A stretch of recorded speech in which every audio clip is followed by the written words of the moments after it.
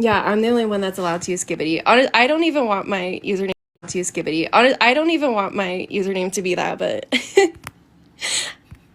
I don't know what to change it to, so it just is what it is. Oh, cool. Hi, Keith. How's it going? Pretty good. How's Well, your skibbity day? oh my God, it's not skibbitying very well. Felt today is, I just realized, my 9-year vegan anniversary. Yay, congratulations. How are you gonna celebrate? Just eat an entire block of plain tofu. Awesome. It's the only way I can My celebrate. I don't know what my anniversary is. Yeah, I only have it like Maybe some- marked in any way because it came up like essentially as like a Facebook memory thing or whatever. Oh, okay. Nice. Otherwise, yeah, I would probably forget. All right. All right, let me bring someone up. Ugh, it's annoying. Even though I have a bunch of people in here, it's still a bunch of like children and trolls requesting. It's lame. Let's see what this is. Hi, Mm. Micah. What? Hi, Hi, can I do an age check? 36. 36. Okay. And what do you know about veganism? Like a basic definition, understanding. I know it's like some sort of diet that excludes meat. Okay, so it's not a diet, but a plant-based diet is something we do. I'll read off part of the actual definition and we'll go from there. So, veganism is a philosophy and way of living which seeks to exclude, as far as is possible and practicable, all forms of exploitation of and cruelty to animals for food, clothing, or any other purpose. So, considering that, why aren't you vegan? I got a better question. What No, exactly no, like is you it? have to answer that question if you're up here. We're talking, the topic is just veganism. So, Oh, I'm sorry, repeat it again, please. Lord. Veganism is a philosophy and way of living which seeks to exclude, as far as is possible and practicable, all forms of exploitation of and cruelty to animals for food, clothing, or any other purpose. So, why do you see animals as resources to use? Say, why do I see animals as resources to use? Mm-hmm. I mean, because they're there, and I'm looking for a moral justification, I something a mean, little more and thoughtful. honestly, I think it's a way of embracing nature. Are you getting your food from nature, or are you going to a grocery store or fast food or a restaurant? Honestly, I get my food from Walmart. Okay, so so then you're not going out in nature to harvest your food, right? But no, but some food starts in nature, right? Okay, but we're getting our food from farms. Or like that's where it's being produced. We're not it's not coming from nature. So we can just disregard that. So are you pretty much just eating animals because they taste good or like there's other ways in which you don't have to use animals, right? Like as far as clothing, personal care items, cleaning Well, items. well, there are two reasons why I eat meat. I mean, one, I was introduced to it, and two, it just tastes good. Right, it just tastes good. Yeah, I mean that's the reason most of us. I mean, plus there's just so many types of bacon, brown sugar bacon. Okay, well there's 70,000 different edible plants. So, there's variety either way. And then you're talking about brown sugar, well like that comes from plants. So you're using plants to flavor your foods anyway. Yeah, those Might as well varieties of flavor. bacon happen because Bacon. of plants, not because there's like a different kind of bacon being produced by the animal. Wait, does that mean I can't eat cheese if you're vegan? It's No, not yeah, we about don't. the notion of like you can't, it's about you shouldn't.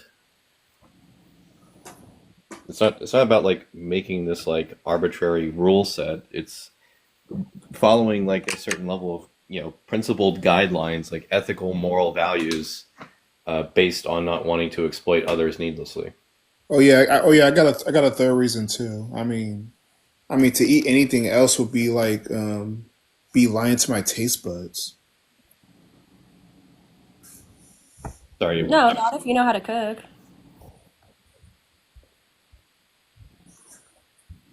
Possibly. Yeah. What did you say? I didn't even hear it. I mean, possibly. I mean, He said it would be lying to his taste buds. Oh no. Yeah, I mean, it's not lying if you produce a food that tastes good, whether it's plant-based or otherwise. That's not lying to yourself. You just produced something that tastes good.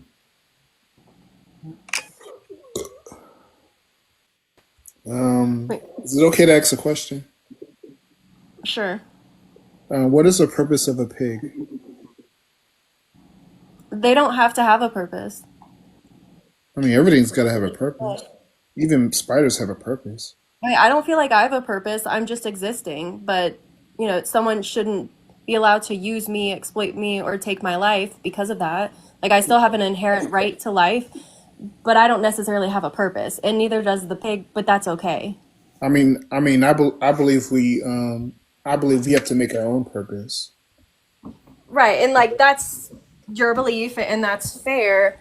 But the pig doesn't need a purpose for you to then decide whether you're going to use them or not for your own benefit and disregard what they want. I mean, I like that movie Babe. I mean, that was a childhood movie Right? I liked. Yeah, yeah. So like you could empathize with Babe or like empathize with like what the animals are going through maybe and like you didn't want Babe to just be fattened up and sent off to slaughter, right? No. No. Yeah. So like you can clearly empathize with animals. So you just have to put that into action. Like ultimately that's what veganism is. Most of us do value being merciful and kind and compassionate, but we're not all putting that into action. Or also, most of us are probably against systems of oppression and injustice, yet we're subjecting animals to that, even though Oh we wait, don't have to. I got another reason. I Okay. mean, what about overpopulation? What do you mean? I mean, I mean, think about it. If the whole world stopped eating meat, I mean, the all the animals will overpopulate the earth. So, Yeah, we Micah, would stop breeding them. yeah, Micah, do you remember how in the past, we didn't have vehicles and we used horse and carriage to get people to a lot of different places? Remember how that was like the normal thing? Wait, Yeah. repeat that. I'm sorry. You remember how like back in the day people didn't have cars, so to get around most people used horses? Can't say that I remember that. I Yeah, mean, I don't I'm not saying do you I do remember remember a those days? history where there's carriages. Yeah, do you remember that, like if you read your history books, that was the case in the past, right? Yeah. Well, we're not overpopulated with horses now.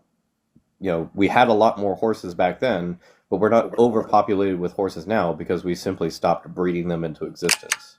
Oh man, that gives me another question. I mean, how come cops can ride horses but we can't? I mean, like on regular roads, like but they You say can. how come cops can ride them? Yeah, but we Well, can't. I don't support, yeah, I don't support the cops using the horses, especially because it puts the horses at risk of violence and stuff. But yeah, I don't support forcing animals to work basically and they're being used for transportation. So yeah, I don't support that. Oh, fair enough. I do remember riding a horse. I mean, when I was a kid. I mean, I never really Yeah, thought I about grew up that. riding horses and like it was fun, but ultimately it was for my own enjoyment. It was very clear the horses didn't like it. They liked attention. They liked getting out. Although they weren't necessarily more free because their paddocks were bigger than wherever I was riding them sometimes. I mean, you love animals, right? Yeah. Now, you don't have to love animals to be vegan. You just have to respect them. But personally, I do love them. And what about lions? As far as lions eating animals, or do I love lions? I mean, do you like lions even though I mean if you get too dangerously Mm. close to them, they would eat you? Hmm. Yeah, so I just don't put myself in positions where a lion might do that. I mean, unless you're George of the Jungle or something, or Tarzan. Right. I mean, I could be. Um, but yeah, like if a lion ate me, first of all, like I put myself in a dangerous situation. That was my decision. But also, they don't have like if they see food in front of them, which we're not their natural prey, but if they wanted to eat me, like, well, what else are they going to do? They don't have another option like I do. They can't just go to the grocery store and get item or ingredients to make something else. Like I'm not going to blame a wild animal for eating other animals when they absolutely have to do that for survival. Um, and if the lion's starving and that I'm there, I Oh can't my, blame them. oh my God, that is a good question. So, lion is captured in place in the zoo. Was that his decision? Yeah, so we don't need to hold animals captive in zoos for our entertainment. Yeah, but honestly, I do love the zoo. I love meeting the animals. Yeah, I used to love the zoo too. That was one of my favorite places to go until I learned that these animals are being held captive and put on display for our entertainment and not in a way that really benefits the animals. So instead, I support rescues and sanctuaries. And I understand that some of the animals that zoos are taken care of have been rescued, but plenty of them haven't been obtained that way. And, there's definitely some corruption involved, and I can't support that. Like, the animals shouldn't be there for my entertainment. Mm, mm, I mean, that's a good point. Hmm. But let's be honest. I mean, the zoo's the only way we could see these wild animals. I mean, we can't like. It's not like we could see them ourselves, like the old I fashioned mean, way. if you wanted to go see them bad enough, like where there's a will, there's a way. You could find a way to travel to see them. But also, you don't absolutely need to see them. If you don't have the privilege of going to see them, like that sucks, but we shouldn't be putting the animal at a disadvantage for that reason. We shouldn't be taking them out of their natural habitat and out of the ecosystem and into these zoos for us just because we can't go see them any other way. Is there any videos you want me to look at to Yeah, see yeah, why I'd love veganism if is you. awesome? Uh-huh. So I'd like if you would check out Dominion. Have you watched that one? Never heard that one. Okay, so Dominion 2018, you can find it on YouTube. It's a couple hours long, so if you have to watch it, you know, piece by piece, that's fine. You said Um, Dominion 2018. yeah. Okay. And there's another one that is much shorter. It's just a little over 5 minutes long called Dairy is Scary. And that one just, explains what happens in the dairy industry. Yeah. Now about dairy products. Think about it. For strong bones, you gotta drink milk. It's like one of the ways to get stronger bones. So, sure, you can get certain nutrients from milk, but you don't have to drink milk to get those nutrients. Also, in countries with the highest rates of osteoporosis, those countries are consuming the most dairy. So, like, is dairy actually the cure? Maybe not. Regardless, um, what we subject the cows to isn't justified. Like, do you know how, like, what the cow has to go through for milk to be produced? I'm guessing that the cows have to like eat some kind of artificial grass or something It's more to so make the what milk we today. do their bodies. Huh? I'll repeat that. Sorry. So, so a mother has to be impregnated to produce milk, right? I guess. Well, yes, it's a fact. So like when you were a kid, did you think cows just automatically produce milk? I mean, Or they have maybe to. even now. I Do you mean, they think have. the cows just produce milk? Wait, repeat the question. Do you think cows just produce milk naturally, like without any intervention? Or Honestly, yeah. I mean, but they do have to eat though. okay, so mothers produce milk, not just cows, but mothers produce milk. So they have to be impregnated. Do you know how long a cow carries their baby for while they're pregnant? So, I don't know. I'm guessing the same as a human woman, maybe like 6 months. Yeah, yeah, around 9 months. That's a long time. So, and the way that a lot of these cows are impregnated is through, I don't think I can You say said like the dairy whole is word scary, on here, right? so we'll just I shorten think it I to have this AI. right. Hmm? You said dairy is scary, right? That's what it's Yeah. called. Mm-hmm.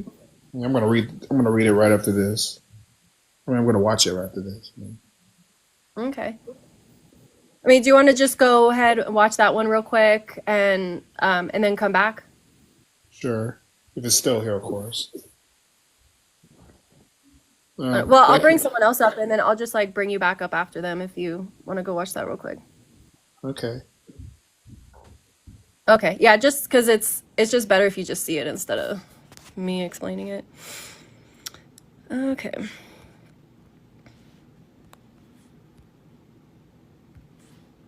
Let's see who else we got.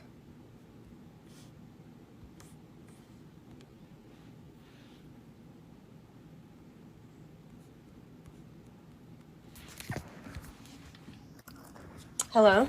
Yo, Hi. Can I do an age check real quick? go for it. 24. 24. Okay. And what's your understanding of veganism? So I understand the concept behind it. I really do. I understand where you guys come from. I'm a third generation farm raised animal raising kid, so I get where you guys come from. I have more vegetarians and vegans in my family, but I get where you're coming from. I mean, meat can be hard to digest. It's got, and if you look at it from a statistical angle, uh, Mhm. I mean, it's not.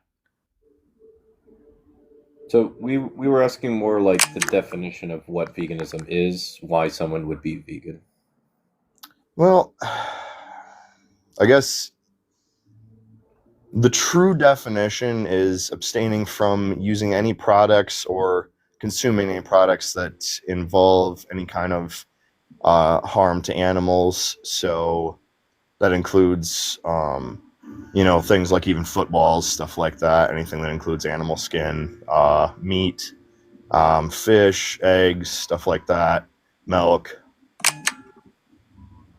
So Yeah, yeah. the basic definition, looking back at kind of like the original inception of veganism, is just it's the doctrine that we should live without exploiting animals, or the emancipation of animals from the exploitation by man. So that's really all we're trying to live in alignment with. We're looking for areas within our life where animals are being exploited on our behalf, asking the question, is this necessary? And in the vast majority of cases, it's not. And we're, yeah, just getting started at that point. Well, that's I'm gonna ask this question real plain and simply. Did you guys grow up around a lot of these animals that you want to so much protect, or are you guys basing it off of I mean, visits to petting I zoos? want to protect every single animal that I can, as far as I can. Okay, And so it doesn't matter. Like I my didn't first grow up, question would be, I didn't grow up around iguanas. I didn't grow up around giraffes. I didn't grow up around, any number of different animals that has no bearing on the argument. Right, like it's not a requirement that you have direct experience with these animals to want to protect them. I definitely grew up around, some of the animals that I ate. I mean, I wasn't eating like most of the farms that I was visiting. The animals were basically companion animals, but they were the same types, like the pigs, the chickens, cows. Like I was around them and I still ate Yeah. them. I mean, we have, friends on here who are vegan who grew up on large dairy farms. We have friends that grew up on smaller, like, meat butchering farms where they themselves were butchering, cows, pigs, chickens, etc. We have friends that were like sports fishermen. We have all kinds of people that are vegan now who did all kinds of, heinous things towards animals that they realized later was unnecessary. Yeah, so some vegans definitely have that direct experience with exploiting and violating animals, but also you don't have to have that direct experience to have the authority to be able to stand up for these animals and to want to protect them. You can unmute yourself. I sent you an invite, Will. You can 100% have your own feelings and opinions on that. That's not the question that I was asking. I was just asking if you had any direct contact with them for the most part, specifically for the reason that I just want to know if you guys have been around these animals enough to truly understand what makes them Yeah, happy I in said life. I have. I have been So, around them, yeah.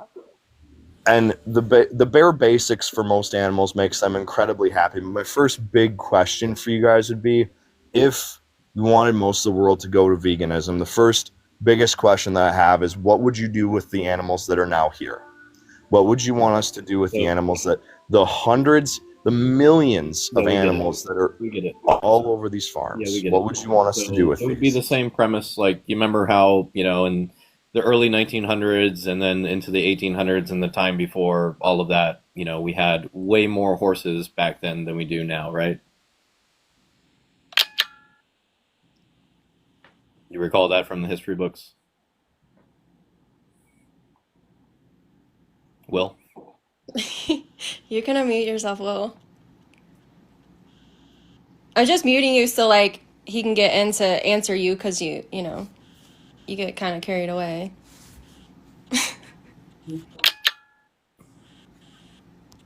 You can, microphone button is in the bottom middle of your screen. You can tap on it to unmute.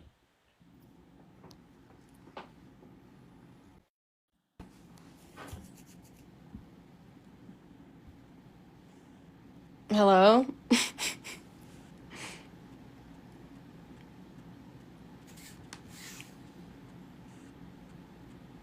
Are you gonna answer, Will? Or- Well, Will Willingham the Fourth. Find that is he giving microphone a, button. is he upset with me for muting him? I don't know. I mean, I Well, could have like if waited an you're extra if you're second struggling to. with the mute button, can you type in chat? Oh, okay. Here, let me send another. Here, I clicked it again to turn on an invite to unmute. Here, we can drop you, Will, and then bring you right back up. How about that? Okay, that'll be. Go ahead and re-request, Will. Sounds like maybe the mute button got broken or something. I don't know. Yeah, sometimes things get glitchy.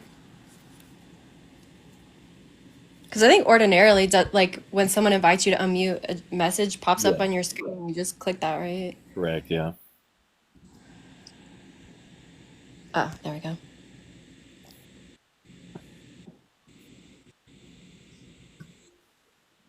Hello, I'm back. Yeah. All right, So well, you remember, that from your history books and whatnot, how we had a whole lot more horses back in the day because we So used. a lot of them actually, ironically enough, because the Industrial Revolution period started right around the same, or ended right around the same time as the First and Second World War happened, when we really moved away from horse-drawn um, and horse-powered things. A lot of them died in the war theaters and got sent over to Europe to be used during that First and Second World War. And a lot of them were also killed off for production of things like glue and other things. And I mean, wow. it was a big mass extinction process for them. It Well, wasn't not just that people let extinct. them die off. It was, The, well, Well, no, you get what I mean. they yeah, the, disposed of them because they were done using them. But and horses are getting not extinct. We're exactly. still So overbreeding them. so then my question becomes, what do we do with the remaining animals we have now if we went to Yeah. veganism So currently? that's what I was laying out for you, right? Is the fact that yeah, we had, way more horses in the past. Like at our peak, we had like close to 200 million horses in the world when we had them at the highest volume possible for human use, and that was like even when our human population wasn't as large. Um, and yeah, today there's like something like it's like 50 million. So we're at like one fourth of the amount that existed at peak for horses. And this happened. This reduction took place even though there's way more humans now. This reduction took place because we stopped needing them and we stopped breeding them into existence. So it'd be the same thing here with cows, pigs, chickens, etc.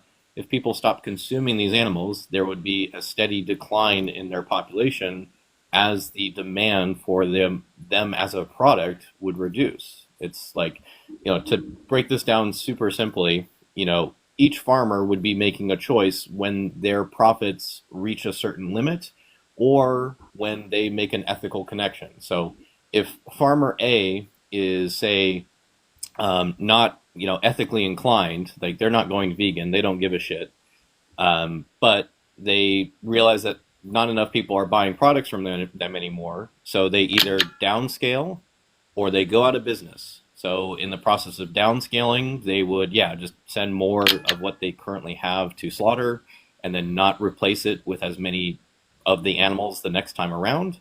Or if they just go straight out of business, they would flat out, send them all to slaughter or sell them off to someone else or whatever it is.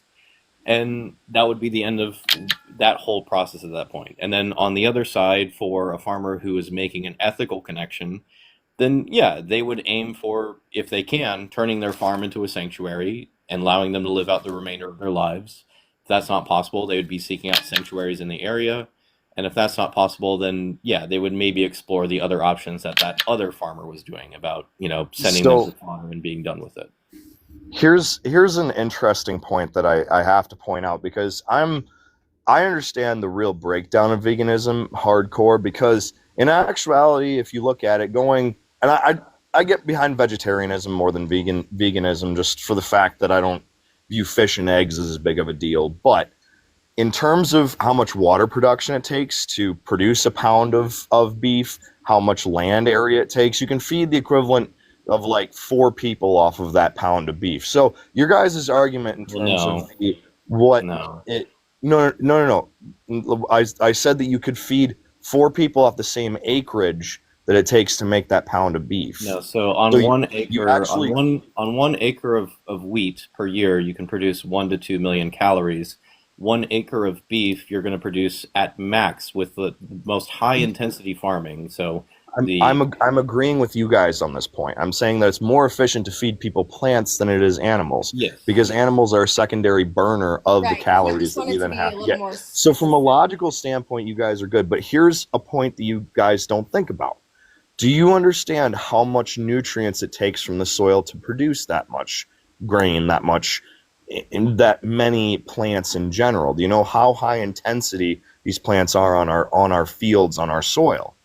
yeah. And do So you want you're to know concerned where? about a Do you world want in to know which we where produce we Well, more get yeah. a crops. Well, lot? Keith can explain that because he Yes. does. So, but Yeah, so do you you're want? concerned. You're saying you're concerned about a world in which we produce more crops.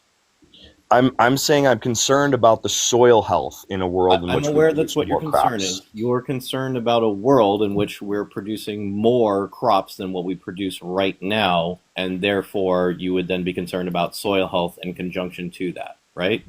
Listen, because the amount of potash, phosphorus, and other forms of basically stuff that plants need to grow that are required to be in the soil to grow things like wheat, like corn, are different based on the plant.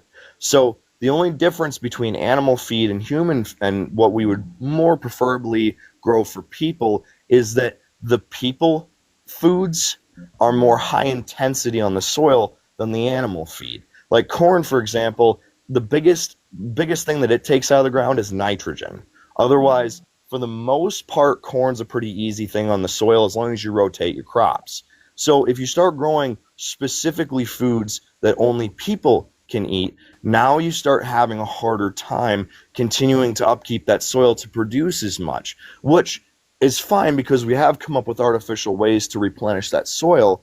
But at the end of the day, the really bad part is we only have a limited amount of those resources. So if we continue down that path for too long, we will essentially destroy the planet in that form. Now, Right. Well, obviously, don't we have to grow regardless crops of, to feed the Yeah, animals? yeah. Like, This is isn't that but like I, resource intensive? but like I said, those crops are much less intense on the soil than the ones that we grow for to feed us, basically. So, and the other thing is too, you got to think of like places like Wyoming, Montana, What do you, where a no, lot of that hold on. soil. That's, Hold on, hold no, on. No, no, we no. already Let me. we already No, no. produce the Let, majority of Yeah. our So calories. though, Like, honestly. yeah, this is just kind of going on.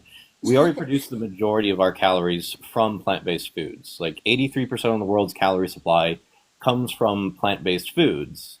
So we already have a well-established system for, retaining nutrients and being able to, do crop rotations and do all these things effectively. And we can also absolutely improve those methods.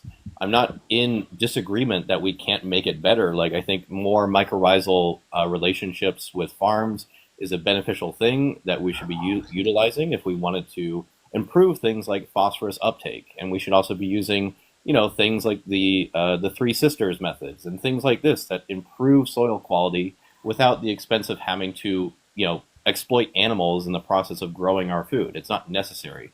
If you but want to see, learn more, if you want to learn more about this, go look into veganic agriculture. The concerns that you're bringing up are addressed in veganic agriculture as but a you whole. realize how much nutrients we put back into the soil using animal manure and stuff as Yeah, well, right? we do Okay. that just as well So, with veganic. We do that just as well with veganic agriculture.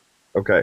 So then my other question is, what do you do with the areas that we currently use for growing beef that are unarable?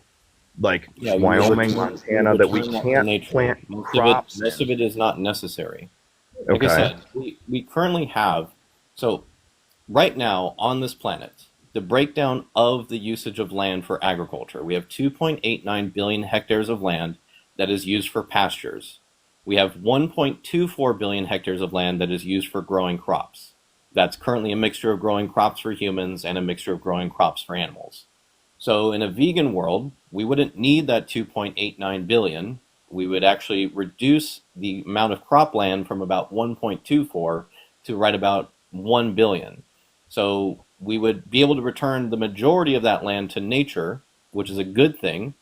If you're concerned about the world not being destroyed, that's one of the most beneficial things you could do is actually bring back much of our wild lands that we have deteriorated and destroyed. Over the last 60 years, 65% of all land use change has come at the behest of agriculture, and 80% of that is animal agriculture. So if we're talking about like a concern about destroying our land and the world for the sake of food, animal agriculture is the overbearing, you know, uh, uh, sibling when it comes to that. Not plant agriculture, not even close.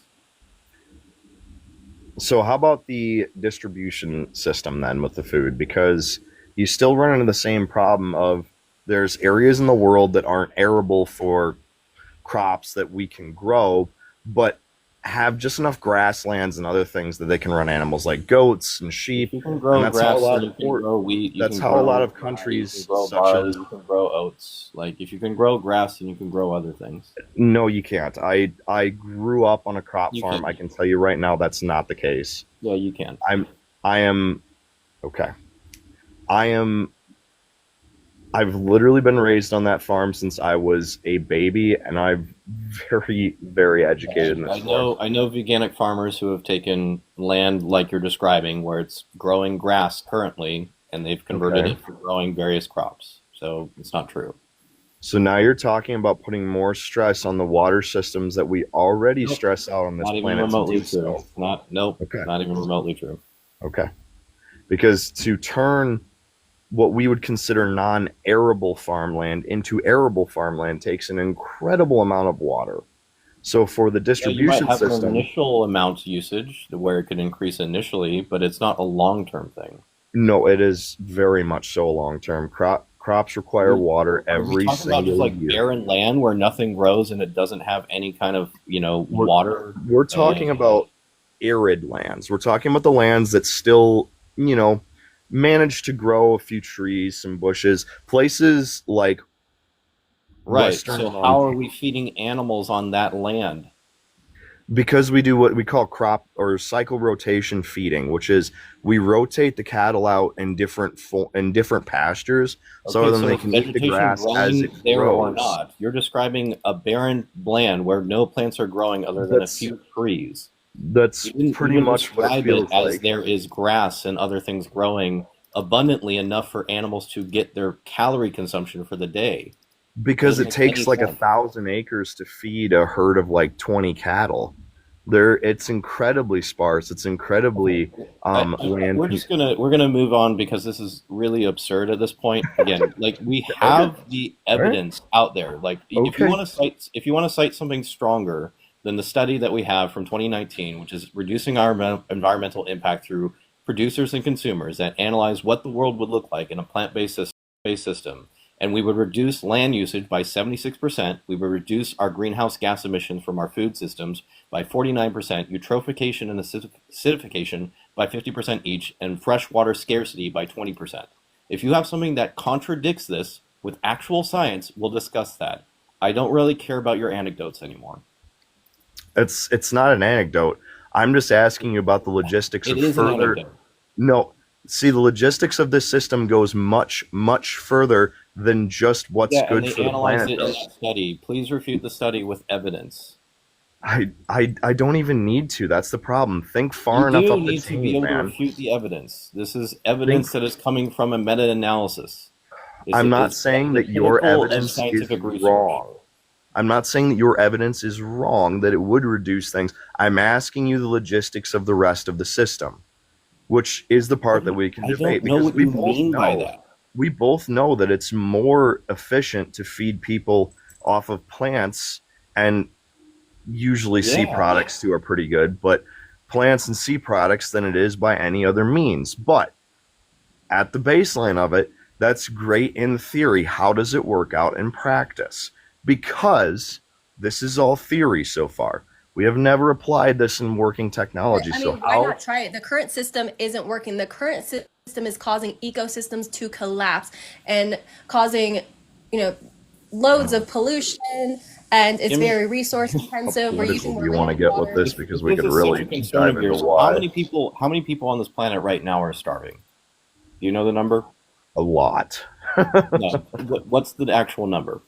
That's a lot, dude. I would It's encourage you to just look it shy up. of 1 billion. We have 780 million people starving on this planet right now because our food system is such shit.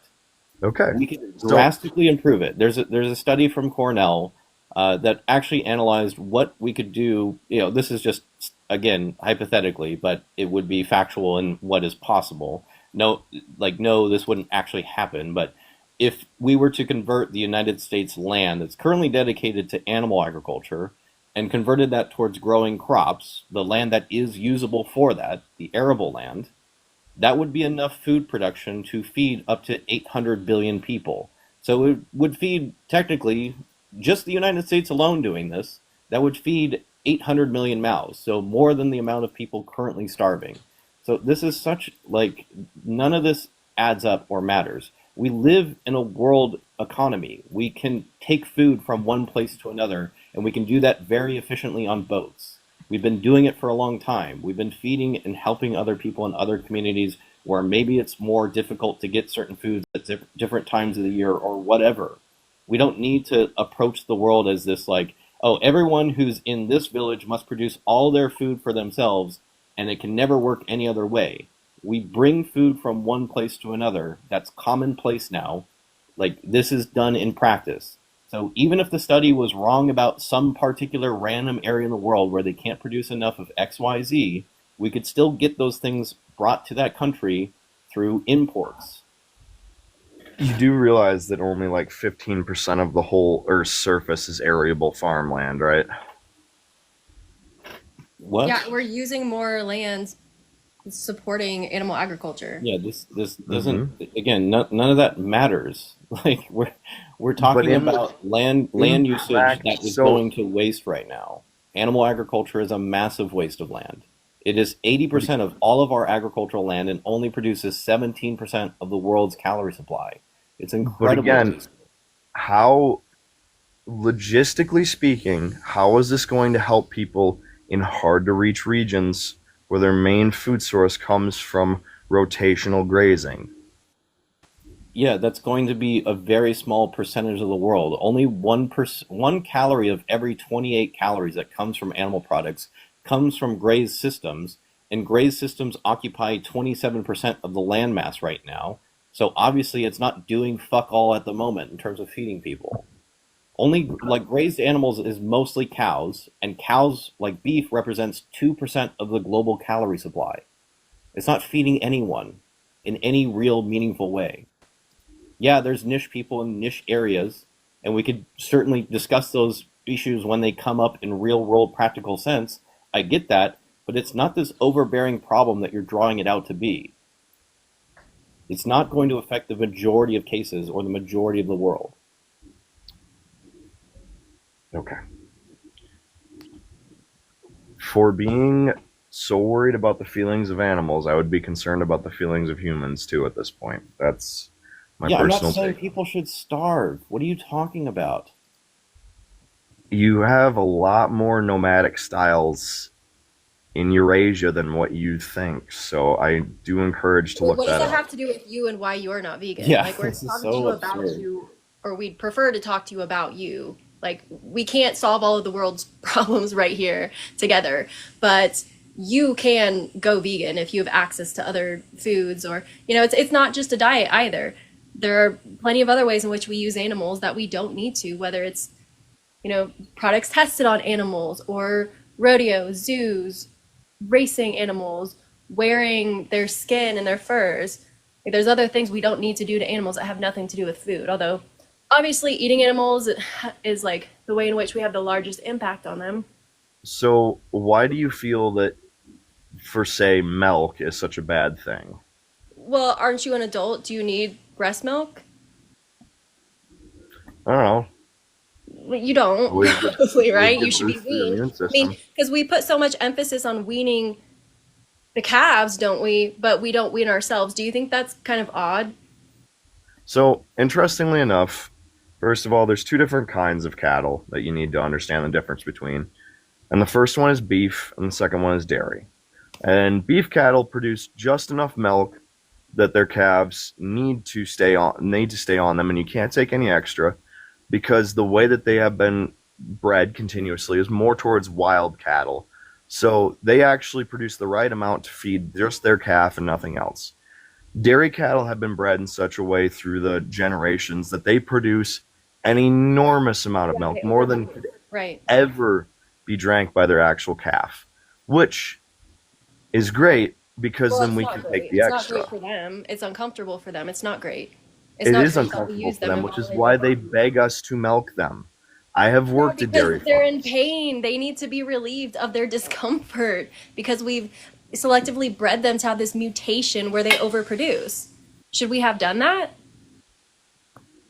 I mean, maybe at one point there was a need for it for survival, but at this point, there's not. We know we don't need to consume dairy to get proper nutrition. We're just doing it because we enjoy it at this point, and we might even be a little addicted to it. But we're already here, so how do we solve that problem then? We just stop I drinking it. Yeah, There's so stop. many alternatives. Like, have you been to the grocery store lately? Mm-hmm.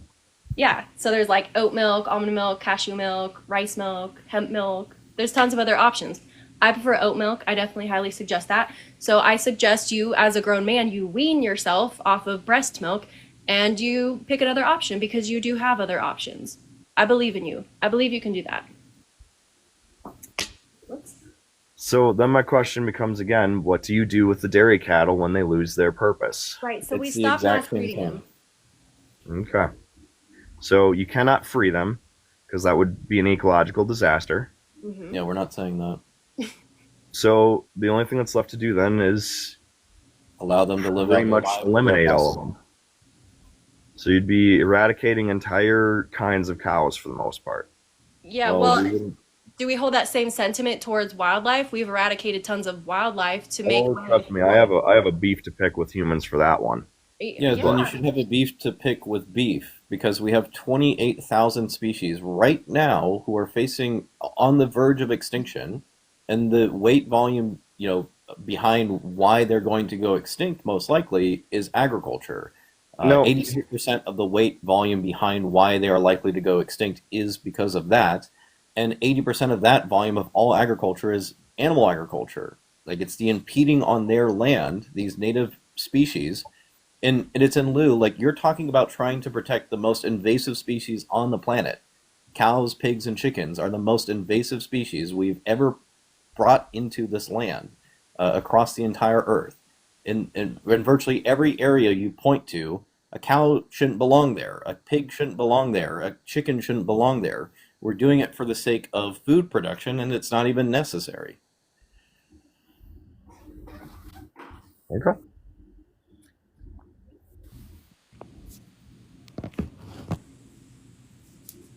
So you guys don't think that there's other things that are also contributing to this problem that might also need to be addressed as well as the Of veganism? course, there's other things that Okay. impact, species extinction and animals having issues in certain areas. But yeah, the overwhelming majority of issues facing a lot of animals in a lot of different situations is because of animal agriculture. Like, for example, the Amazon rainforest, 80 to 90% of all the deforestation that has taken place there has been for animal agriculture. It's to clear land and make room for primarily cattle and then the feed that they grow to then feed to those cattle. So we have countless, fauna and fungi and flora species from the Amazon that are either already extinct or potentially on the verge of going extinct or whatever, and it's for the sake of some trivial taste pleasure. We don't need this beef. We could feed the world without doing that.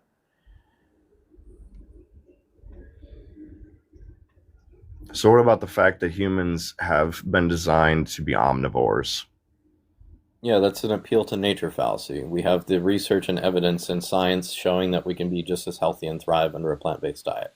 It's supported by the Academy of Nutrition and Dietetics, it's supported by the British Dietetic Association, the Canadian Dietetic Association, the Australian, the German. I could go on. It's supported universally. In 2025, we don't need to be consuming animals under the fake guise of, oh, our ancestors did it, so therefore we need to.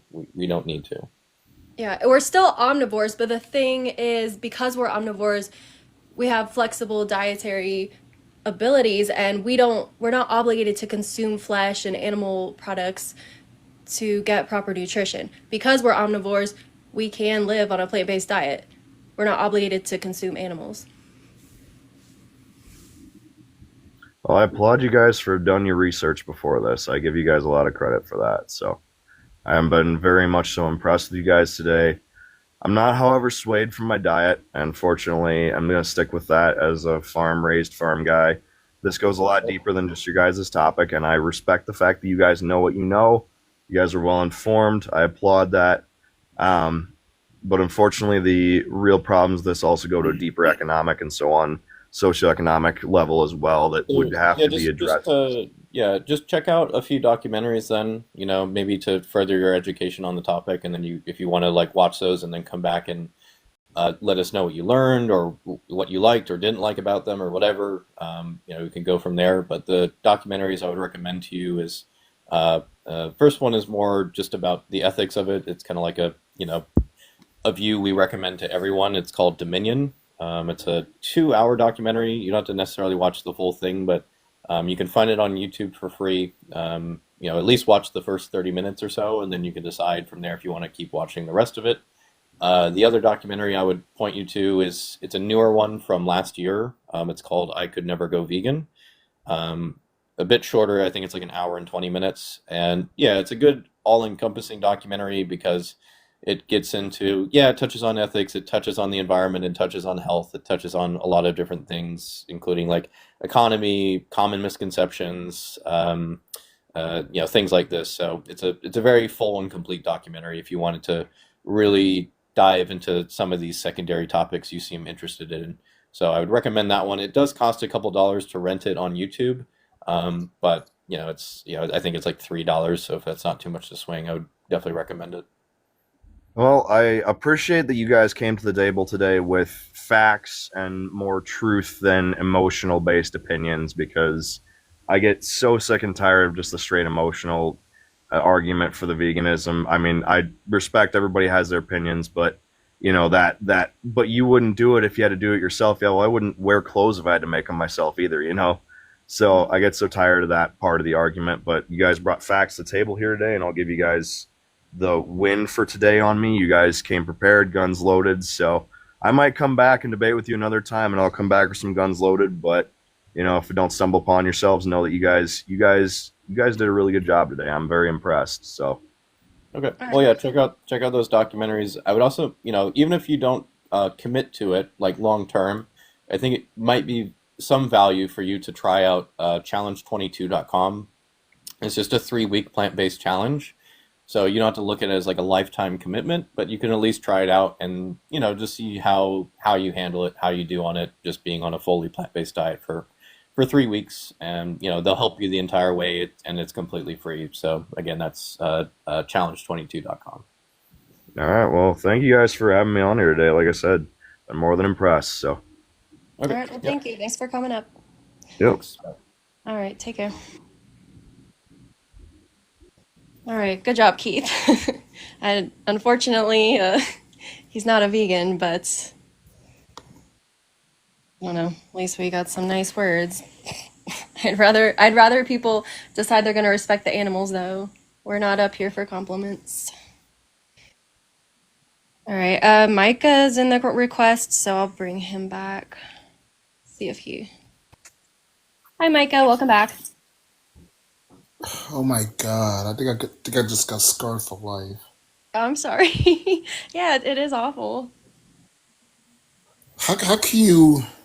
How can you grape a cow and I'm when saying. the cow is born, you take the baby away the second it's born.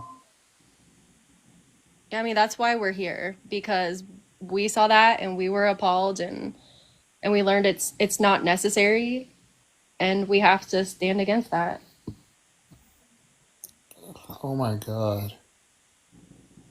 I mean, honestly, I just thought they just milked the cow like normally, like with farmers. Yeah, I mean, that's what we're conditioned to believe, and it's all purposely hidden from sight from the general public for a reason because what happens on these farms is appalling.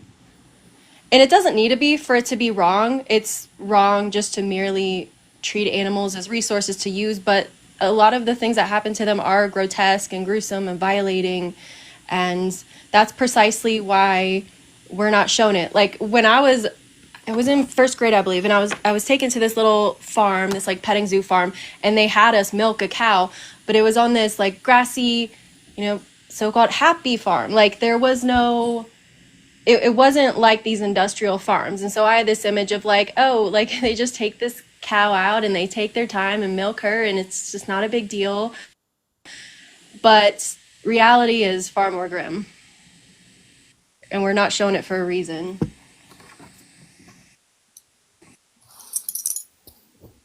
Oh my God! Oh my God! Yeah, so yeah, the fact that we impregnate these cows repeatedly and then, we do this for a few years and How has this been continuously going slaughter on? them. I mean, industrial farming has been going on for around 80 years. Veganism actually was established before factory farming. Now, of course, we've been milking cows in general for, 1,000 years. okay, yeah, so like a long ass time. But You it's say on an ten even thousand more years? awful scale now. Yeah, we've You been s- farming. We've been farming animal like the cow that you see today, for example, like the dairy cows featured in that short video. They're the modern day dairy cows. But 10,000 years ago, we took an animal out of the wild. That animal was called the auroch, and we turned the wild animal called the auroch into what we now refer to as the modern day cow.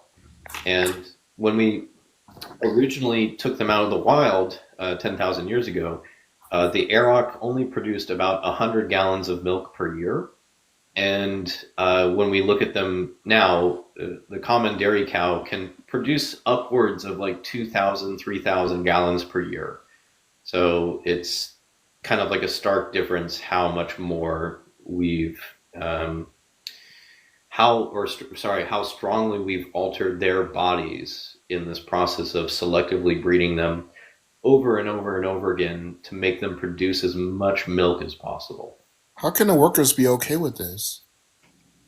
They're just well, some of them are desensitized, some of them don't have another choice. Like on industrial farms, there's a lot of migrant workers, or some of the I don't know about dairy farms so much, but like in meat packing facilities, a lot of them are literal prisoners who are sent there basically as slaves.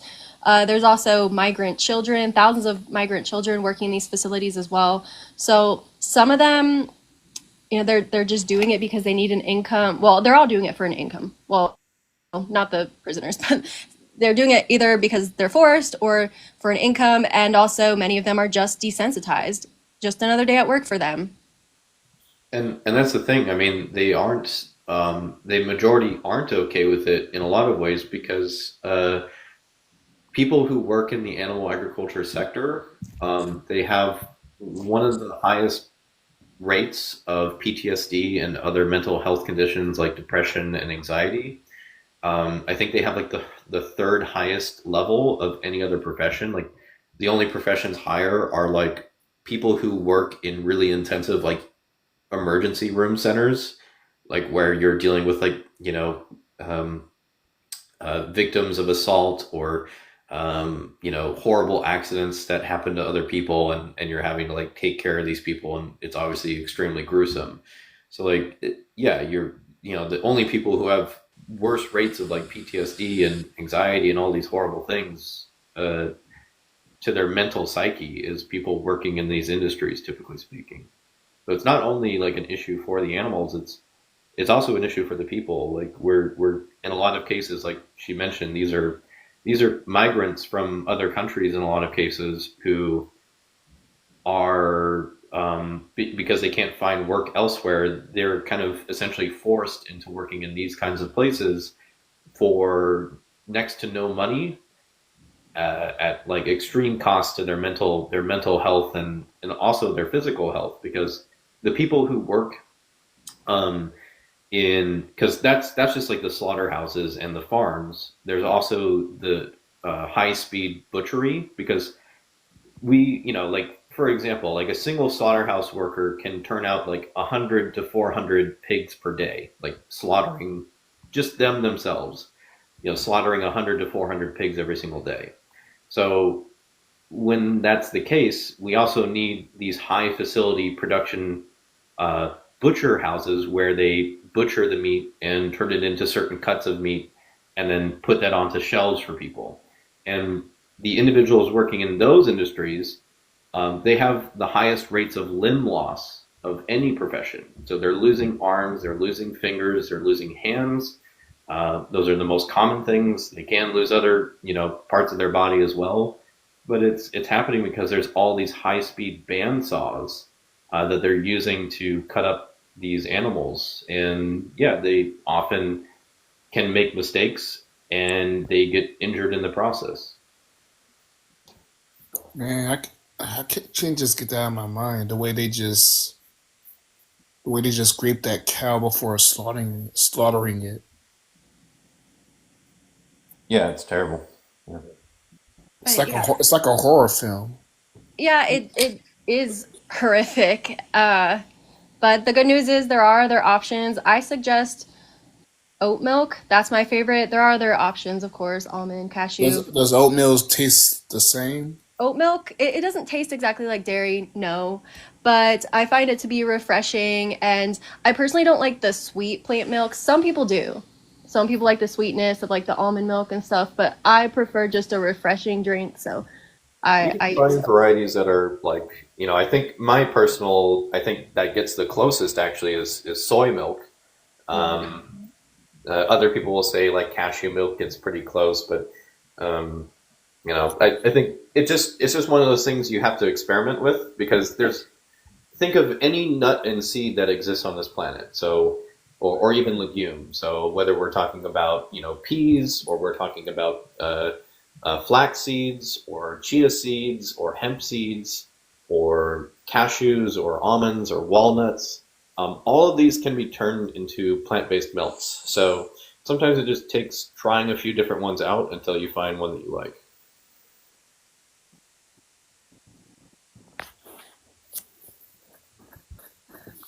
Yeah, just experiment with some vegan substitutions. Is And almond milk really healthy for you? generally speaking, yeah. And also, if you don't want to consume something in stores, I mean, there's different options. You can find things that are unsweetened, or you can find more organic and less processed brands, but you could also make it at home pretty easily. I don't go to I those mean, links, but there's I mean, there's various options. There's many brands to choose from. I mean, I overall, do. those Wait, I do remember using almond milk to make mashed potatoes, and it tastes the same. Yeah. yeah. No, I think like we said, like, when you're kind of initially getting used to changing things over, you might make some meals that you try out and you go, oh, well, this doesn't taste very good, or, I did this wrong, but that doesn't necessarily mean that like the ingredients you used were wrong. Maybe you used them in the wrong quantities, or yeah, maybe you don't like that particular product and you just need to try a different one. So that's all you need to keep in mind is, yeah, you might mess up, you might produce something that doesn't taste the greatest on your first couple tries, but you can follow recipes online. You can follow along as closely as you can there and try to find things that you like. Probably the most beneficial thing for you would be to go to it's a website called challenge22.com. When you go there, it's free to sign up and it's free to use. Yeah, I They'll got a basically question. I'm sorry, got a question. I mean, I know it's a little off topic, but I mean, is it true that the very first egg came from a bird instead of a chicken? well, I mean, if you're asking, like, so for example, like the modern day chicken, how I was explaining, like the cow comes from an animal called the auroch. It's the same thing with the chicken. Like the chicken doesn't come from like the chicken hasn't always existed. The modern day chicken has not always existed. It that animal comes from an animal 7,000 years ago called the red jungle fowl. So we took that bird out of Southeast Asia, and originally they were actually taken out of the wild for the purpose of fighting. We made these birds fight one another for sport, and then later on we then started domesticating them for meat and for eggs. So yeah, I mean the red jungle fowl is the animal that existed and is the predecessor to the modern day chicken. Man, this is making me rethink my whole. I mean, my whole eating habits now. I mean, what I've saw. Yeah, like I said, I think a really good beneficial thing for you to do to help you with some of this would just be to try out again challenge22.com. If you were to go to that website and sign up, they basically help you in that when they kind of like put you in the group for it, they'll help you with like meal plans, recipes, grocery list ideas. They'll have an entire team of like essentially like mentors there who will help answer questions when you feel lost. You're like, oh, I keep trying to do this one thing and it doesn't taste good or it doesn't work or whatever, and they can try to work with you and help you with that. And then if you have concerns that are like really in depth and they require a professional or something, they actually have an entire team of registered dietitians. So if you were going through this and you had like a pre-existing health condition that you were worried about, or a family member does, or something like that, and you just wanted to talk to someone, they have an entire team for that. So it's a 3 week challenge. So you just sign up and they'll help you for 3 weeks. And the idea is that by the 22nd day, you'd go, oh well, this is easier than I thought, and I can maintain this. I can keep doing this. And yeah, if you do feel like you still need more help beyond 22 days, you can sign up again. It's no big deal. Okay, I'm gonna let somebody else up. Someone's been. get up here. Sure. Yeah, I mean, check out that website, and if you have other questions along the way, you can feel free to come back up and talk to us. Okay. All right, take care, Micah. Okay. Let's see. Ugh, looks like it's mostly. Ugh, yeah. The request is like full of troll-looking accounts. Hold on. There's actually a bunch of them here.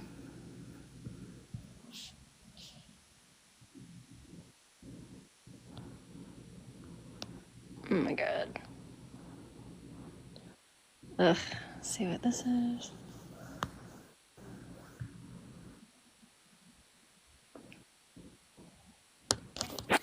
Some of them might have left by now. I have there's like 13 people in the queue, but the Right. viewers have gone down a bunch, so I'm sure most of them have ran off by now. They don't have very long attention spans. No. Because when I first opened this, I had it like the views jumped up to I think like 180 at one point, and then of course, as we're having a serious talk with someone, it just drops Oh, they're drastically. they're talking about facts. I don't want to hear this. The truth, Ugh. boring. Want to Lame. hear people fight? Yeah, it sounds like this person isn't connecting. Mm-mm. Just bring up, like a bunch of people, and then we can just drop someone if they're, you Okay. know, not any good or whatever. Hello. Hello, Hi. How old are you? 18. 18. Okay. What's your understanding of veganism? Well, I just wanna like put it out there. I don't really know much. I'm just gonna like say what I think, and I just like wanna know you guys' insights so I can like learn more. So Okay. my understanding of vegan is like a person like I just think that vegans are just people who just don't like eating meat or uh anything related to that Yeah, that's or anything part of related to it. like animal cruelty. Yeah, that's part of it. So it's a philosophy and a way of living that seeks to exclude, as far as is possible and practicable, all forms of exploitation of animals for food, clothing, entertainment, testing, anything. Like we don't stand for, subjecting animals to any sort of injustice or treating them as resources. But like um one thing that has been on my mind is like one thing that has been talked a lot or I've heard a lot from vegans where like the cruelty against cows and like how they're being slaughtered and stuff. Hmm. And I just had like this thought in my mind like but what would okay, let's say that we don't like slaughter cows and we just let them freely. We just let them populate and live Right. freely. So we Wouldn't wouldn't do that, that. We would stop mass breeding them. Like they're being bred so people can use them for food and dairy and leather and other things. So we would just stop breeding them. The farmers aren't going to be able to afford bringing them into this world if they're not selling them. oh, Yeah, but so like, it's not like, and we also wouldn't just unleash them out into the wild. They would either, the rest of them would unfortunately be slaughtered, most of them probably, and as many as we can, we would ideally send to sanctuaries. And, naturally, this would also be a process that would happen over an extended period of time. It's not going to happen overnight, so we don't really have to overwhelm ourselves with the logistics of how that would work out. But we do have to take into consideration our own individual parts as consumers, because if we're buying these products, then we're demanding that these animals be violated, mass bred, and used on our behalf. But we have a choice. We have a choice not to support these systems that put animals through that. okay. I do think that vegans are right on the animal cruelty, but I am still kind of like on edge on the not eating meat. Mm-hmm. I don't know if that, I think that's kind of hypocritical because I don't want animal cruelty, but I still like eating meat. But like also another thing that's been on my mind is we as humans, we are like omnivores, right? We consume both plants and Yeah, meat. Our we have a bodies, choice. I'm not gonna say like our bodies are meant for consuming meat because a lot of people say that, but our bodies have like the digestive systems of like being able to consume meat. Like we are accustomed Yeah, to it. And we've adapted to be able to consume and digest flesh for survival, but in current times because we have access to grocery stores, like we're not living in the dark ages, so we have the choice to not consume that anymore. okay, And but we're still I like have a vegans are still omnivores, but we're not obligated to consume flesh. So we instead get all our nutrients from plants because we can. Okay. But I have a question. Like, Mhm. what would be your plan? Like, what is your like idea to like do you wanna like change the like how people eat meat? Do you like Yeah, wanna like well, remove that in society? ultimately, we would like to abolish systems of oppression. These systems that oppress, like whether they're oppressing humans or animals, we don't support systems of oppression. These systems that are exploitative. Oh my god, my cats are raising hell. Okay, they're subjecting sentient beings to injustice. That's we're hoping to abolish that. And also, like you bring up the cruelty, veganism isn't just anti-cruelty, it's not a welfarist movement, it's an abolitionist movement. So we want to abolish systems of injustice. And by that, can you like elaborate more? Because Right. I'm not Well, really good with ultimately, that vocabulary. right. Ultimately, where that starts, at least with you and I as individuals, is we hold a certain responsibility as consumers to not ourselves support these systems. You don't have to give your money to these systems that exploit sentient beings. Hmm. You know, Well, and because you can get kind of overwhelmed thinking of like, well, how are we going to end this, and where do we go from here? And we could get into that, but ultimately, what's really important here is your part as an individual and what you can do. It's more important for you to focus on what you can control, because all you can control is what you're purchasing and consuming. so so like your goal is to like eliminate the eating meat and cruelty, or is your goal like to um like tell other people about your idea, your opinions, and hoping that they understand and follow along with it? I mean, we're Because doing outreach to advocate for these animals who can't advocate for themselves because they're locked away being exploited and violated. So that's what we're doing here. And it's not necessarily telling people to stop eating meat. We're encouraging people to stop supporting systems of injustice and oppression. but wouldn't that technically mean stop eating meat because the Yeah, well, animals that that would be we a eat result. are being killed? That would be a result, but a lot of people like to reduce it down to, oh, like, why are you telling people to, like, you can't tell me what to eat, or I'm going to eat meat because I want to. And it's like, well, we're not challenging the fact that you're eating meat. We're challenging the fact that you're supporting systems of oppression. And we'd like people to think a little more deeply about that instead of just focusing on, well, the meat tastes good and that's all I care about, so I'm going to keep eating it, without thinking of where it comes from and what the consequences of my actions are. Because the consequence is that there's a victim on the other end of your eating choices if you're eating these animals. And you should consider them.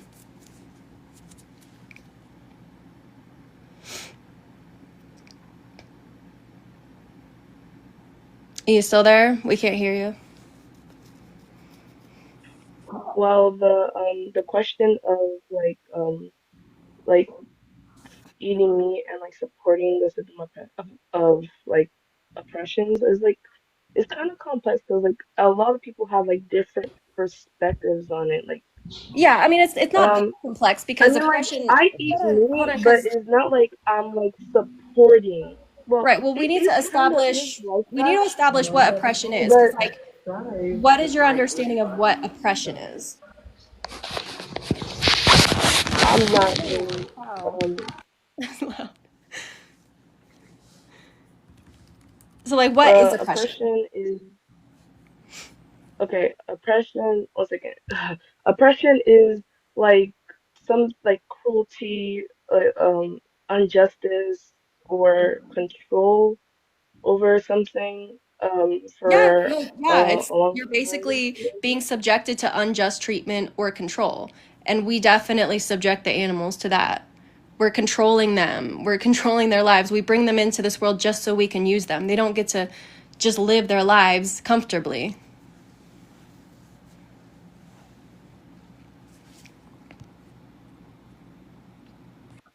It's also the fact that it's like prolonged, like it's Well, it like we are wouldn't be. I interacting with don't these think it would animals be for, so comfortable for them to uh, like. sorry, Dinah, your internet's really slow, I think, so it's we might talk over one another. Oh, that's okay. Yeah. You can continue. Yeah, I was just gonna say because yeah, like oppression is usually about also like the prolongment of it. Like we're doing this essentially indefinitely. There's no end to it as long as people continue to see animals in this way. It's not like it's this like thing where we're taking an animal in a temporary means to like move them for the betterment of them and us or something like this. We're doing it specifically for our personal gain. Like we're exploiting them unfairly for our personal gain with no consideration of their autonomy. Hmm. Well, I understand that a little. I'm a bit like not really understanding, um, but like okay. So the host, she said that I asked her a question before, and I said like, what if we were to like let the cows and like the animals roam freely without slaughtering them? And I don't know, but I think she said that she doesn't like want to. That's not her goal. Her goal is to like not support oppression against those Well, you animals keep and like feeding them to the point where they become overpopulated, and we would need to set them free, and like we wouldn't set them loose because also they're not wild animals, so we can't do that. I mean, yeah, but like we if well we would if hypothetically they were to like overpopulate, we wouldn't set them loose. We would just like make bigger lands, They'd have which to go to if we could slaughter move. and sanctuaries, so far as where there's room, but most of them would probably just go to slaughter. But then that would be the end of it, ideally. I mean, what was your So I original? don't really get the point. I'm not trying to be rude, but I don't really get the point of it because you said that you don't want to like let them be overpopulated and then let them be free, but also in the end they still have to be slaughtered. No, so it's not about it's the reason she went over that is because it's not about or the goal is to not perpetuate this system, right? Because we have what's currently an indefinite system of oppression and exploitation. Until enough people are taking a stance on this to the point where enough of these industries are basically run into the ground, they're not profitable anymore, that's the point at which it becomes truly visible, like the efforts being made. And we can see that with dairy because there has been a very stark uh, reduction in the amount of dairy that people have been consuming over the last 30 to 40 years. Like, for example, in like the 1970s, the average American consumed like close to like 170 like gallons of milk per year. And now that figure is closer to about like 60 or 70.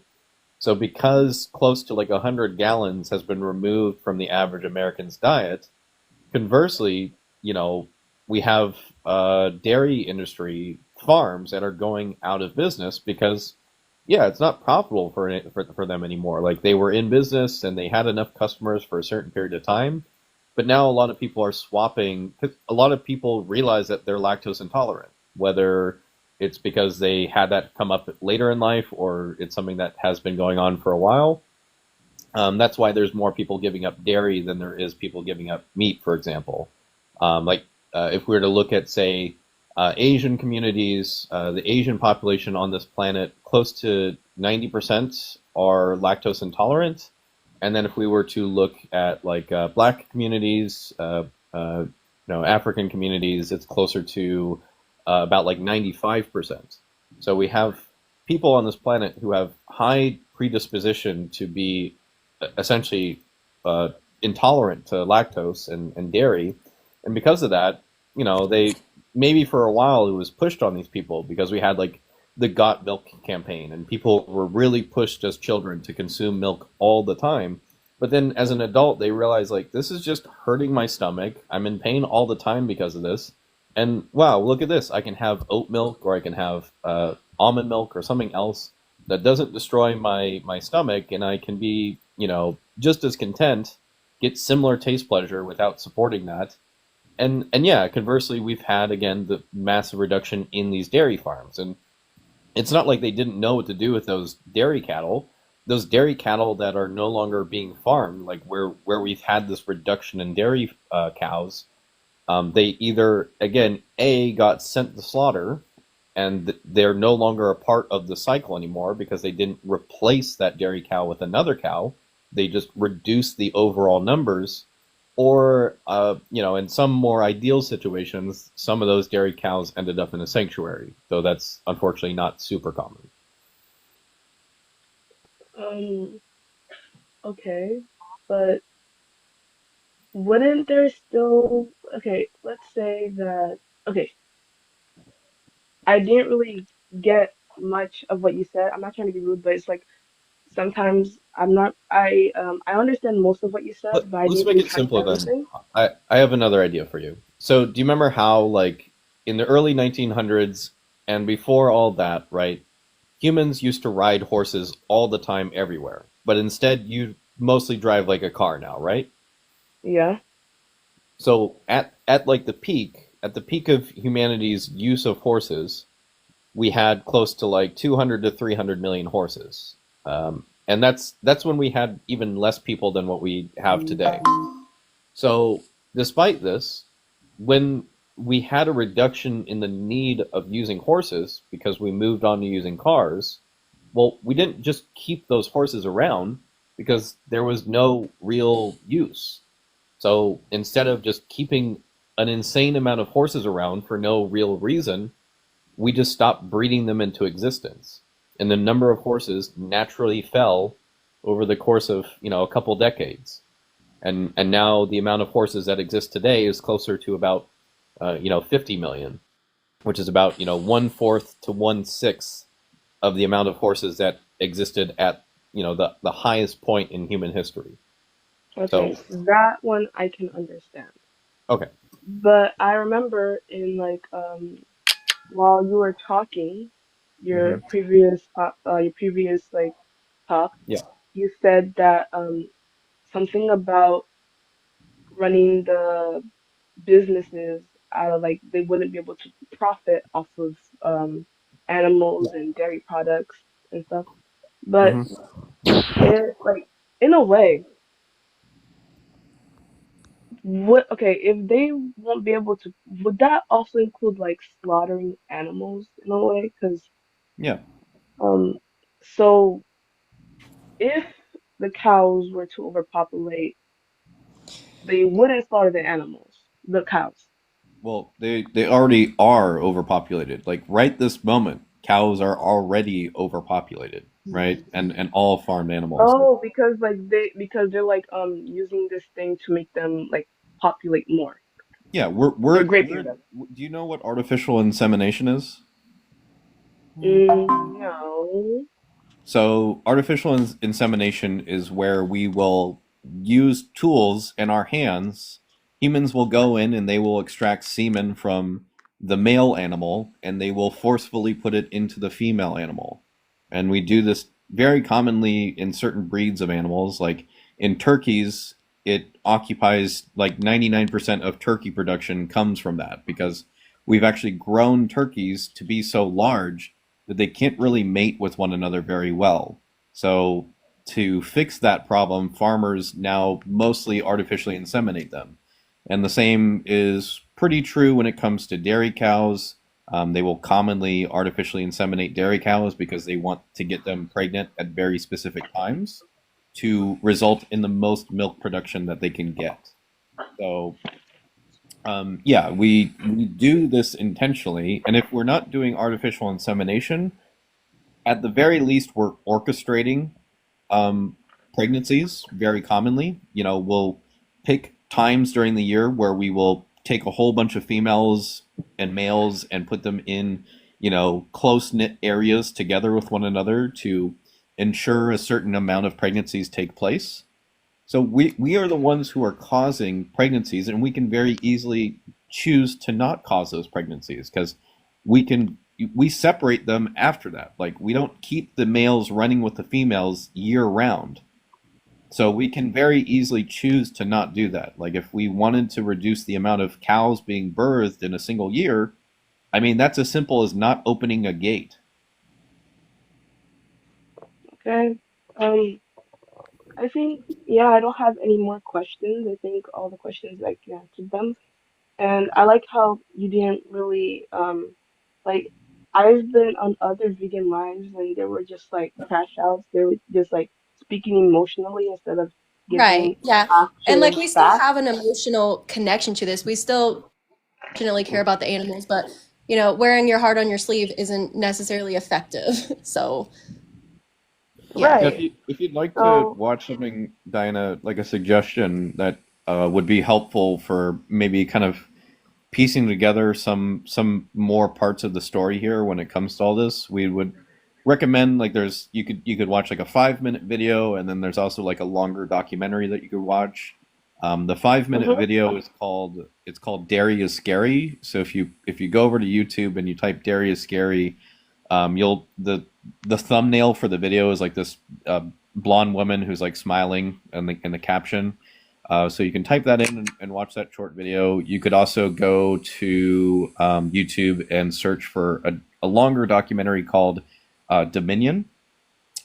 It's 2 hours altogether. You don't have to watch the whole thing necessarily, but at least watch the first 30 minutes there. Like try to watch it intently, and yeah, like maybe just start with something like that. Check out those two, like the shorter film especially, and then you can check out the longer one after that, and then just see how you feel after kind of learning some of these things about these industries. Um, and on top of that, you could also go to like challenge22.com, which will help you basically do like a 3 week plant-based challenge. Like they'll help you be plant-based for 3 weeks and see how that goes. And yeah, they'll help you the entire way for free. So yeah, like try some of those things out, and then you could come back up and let us know how it turned out. okay. So, thank you for the conversation. I'm gonna be honest, I don't really, it has gave me a little insight, a perspective on like what's happening. I'm not really good with words, that vocabulary of what's happening. I'm just gonna talk like this. What's happening right now with like animals, and this might change my perspective on me entirely, but I don't really know yet. But thank you for your insight, and I'm gonna go try the documentary out if I have time. You're Yep. welcome. Yeah, we So, just want people to reflect. We know, people aren't going to all come up here and instantly turn into vegans. I didn't go vegan overnight. Some people do. I didn't. And so we just want to get people to reflect and think a little deeper. And also, we're here to inform people. okay. So thank you, and yeah, have a good day. You too. Thanks for coming up. Oh, let me drop her. Okay, apparently we're not crash outs, so that's good. Hey.